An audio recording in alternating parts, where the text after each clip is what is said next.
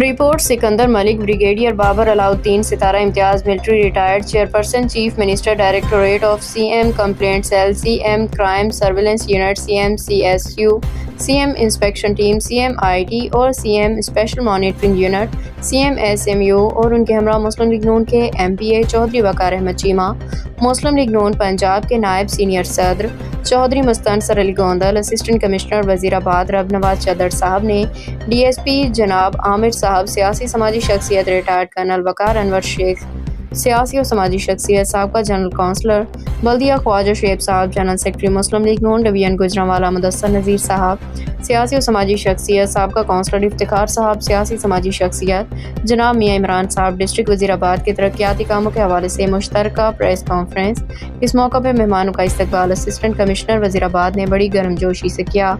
इस मौका पर यूजी न्यूज़ के नुमाइंदे सिकंदर मलिक के सवालात।